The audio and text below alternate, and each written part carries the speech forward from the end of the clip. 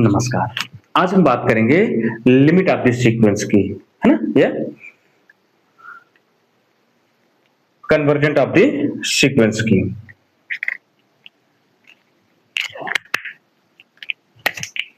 Limit of the sequence या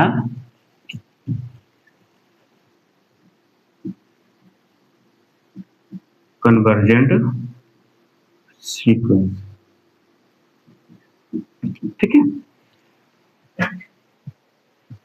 मान लीजिए हमारे पास कुछ सीक्वेंस है, late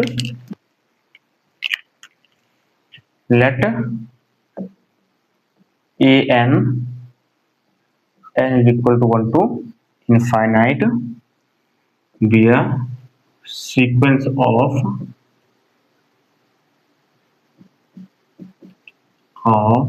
real number।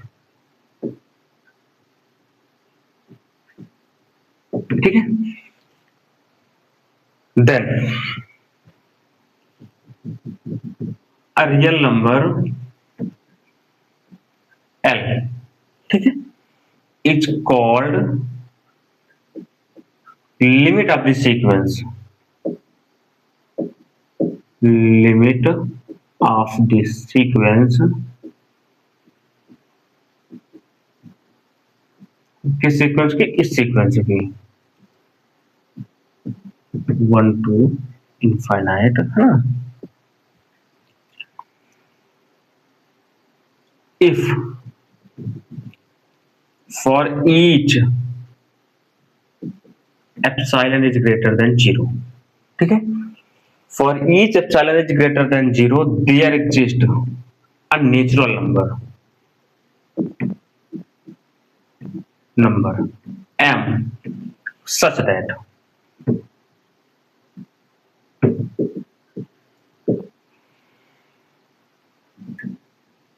an minus l is less than epsilon, है ना? for all n is greater than equal to m और m belonging to set of natural number। ठीक है, क्या बोल रहा हूं कि मान लीजिए हमारे पास एक सीक्वेंस है, ठीक है ना, which is a sequence of real number. ठीक है, तब देन अ रियल, है ना, या a real number L is called limit of this sequence. तब इस हम रियल नंबर L को इस सीक्वेंस का क्या कहेंगे? लिमिट कहेंगे। ठीक है ना? यदि if for each epsilon is greater than 0, ठीक है, for each epsilon is greater than 0, है ना, देयर एग्जिस्ट, है ना, एक ऐसा नेचुरल नंबर मिल जाए m सच दैट कि ये जो एब्सोल्यूट वैल्यू है a n माइनस l, है ना, absolute value of a n minus l is less than epsilon. Epsilon क्या है? एप्सिलॉन इज ग्रेटर देन 0, यानी छोटा हो सकता है, बहुत छोटा हो सकता है, इतना छोटा हो सकता है कि एकदम क्लोज टू 0 हो, बट ये 0 नहीं है। ठीक है ना? तो इस प्रकार के एप्सिलॉन के लिए एक नेचुरल नंबर m हमको ऐसा मिल जाए जो इस कंडीशन को फुलफिल करे, तब हम उस रियल नंबर l को क्या कहेंगे? इस सीक्वेंस का लिमिट कहेंगे। ठीक है, और जिस सीक्वेंस के लिए जे वाली कंडीशन फुलफिल हो जाए, यानी एक रियल नंबर मिल जाए l, है ना, जिसकी जो इस कंडीशन को फुलफिल कर दे, है ना, उस सीक्वेंस को हम कहते हैं, ये सीक्वेंस क्या है? कन्वर्जेंट सीक्वेंस है ना? क्या है? कन्वर्जेंट सीक्वेंस है ना? First sequence is called convergent sequence.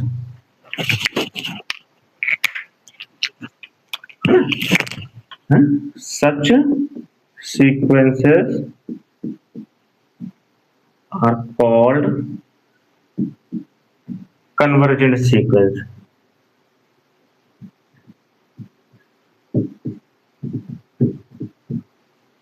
ठीक है, इस प्रकार के सीक्वेंस को हम क्या कहेंगे? ये सीक्वेंस क्या है? कन्वर्जेंट सीक्वेंस है। ठीक है ना। अच्छा, इसी को हम कैसे लिख सकते हैं, एक अनदर वे में लिख सकते हैं इसी को हम, limit n goes to infinite, है ना, an is equal to n। ठीक है ना। मतलब इस सीक्वेंस में जब n इनफाइनाइट की ओर जाएगा तब ये सीक्वेंस कहां जाएगा, एक रियल नंबर की ओर, जो रियल नंबर क्या होगा, l होगा।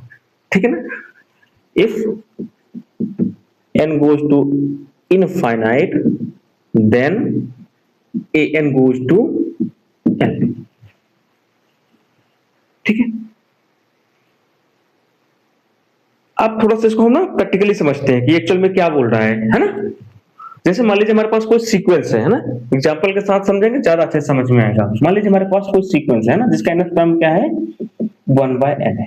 ठीक है ना, ये सीक्वेंस है हमारे पास। हम इस सीक्वेंस को थोड़ा सा बनाते हैं, ठीक है ना, n को थोड़ा सा इनफाइनाइट की ओर ट्रेंड करते हैं। ठीक है ना।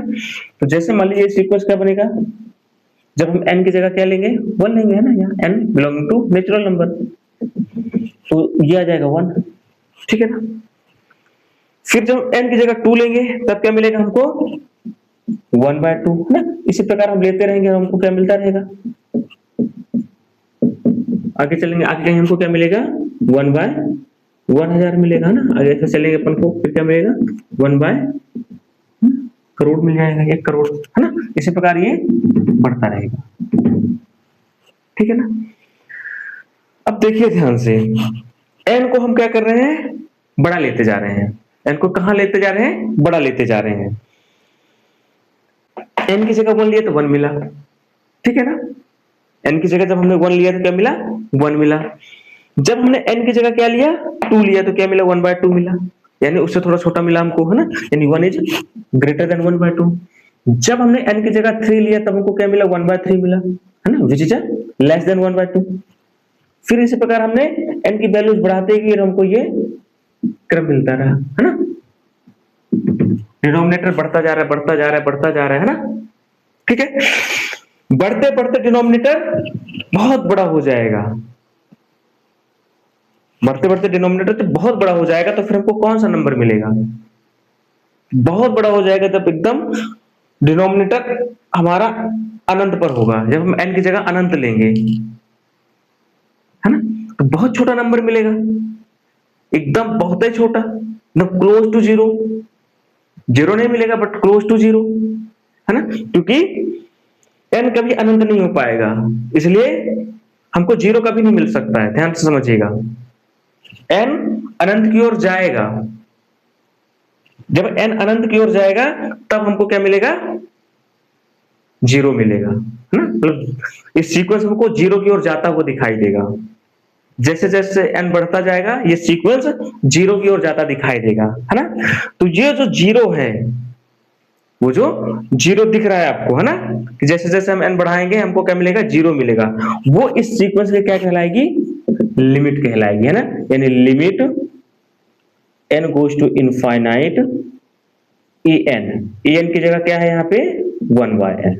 ठीक है ना, 1/n, ये क्या मिलेगा हमको, जीरो मिलेगा। ठीक है ना।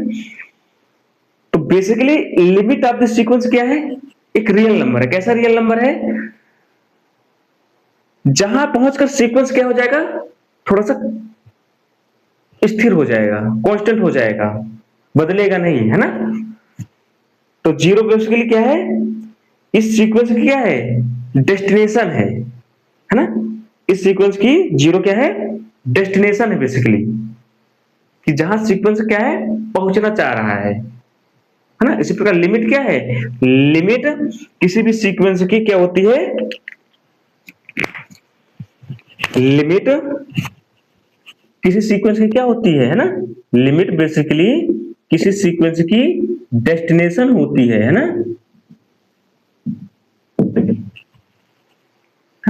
क्या होती है, डेस्टिनेशन होती है, जहां पहुंचकर सीक्वेंस क्या करेगा, रेस्ट करेगा, उसके आगे अब नहीं जा सकता सीक्वेंस, उससे उसके बाद और कोई वैल्यू अब नहीं देगा वो सीक्वेंस। ठीक है। तो वो क्या है, लिमिट बेसिकली किसी भी सीक्वेंस का रेस्ट पॉइंट है। ठीक है। और जिस सीक्वेंस के लिए एल यानी ऐसी लिमिट मिल जाती है, उस सीक्वेंस को हम क्या कहते हैं कि सीक्वेंस कन्वर्जेंट है। ठीक है ना, क्या बोलते हैं कि सीक्वेंस कन्वर्जेंट है। जो एल होता है ना, इस ओर सीक्वेंस कन्वर्ज होता है। जैसे इसको हम क्या बोलेंगे कि सीक्वेंस यानी 1/n कन्वर्ज टू 0, है ना, 0 की ओर कन्वर्ज कर रहा है। तो हम इस सीक्वेंस का क्या बोलेंगे, ये सीक्वेंस an l की ओर कन्वर्ज कर रहा है। ठीक है ना, क्या कर रहा है, कन्वर्ज कर रहा है।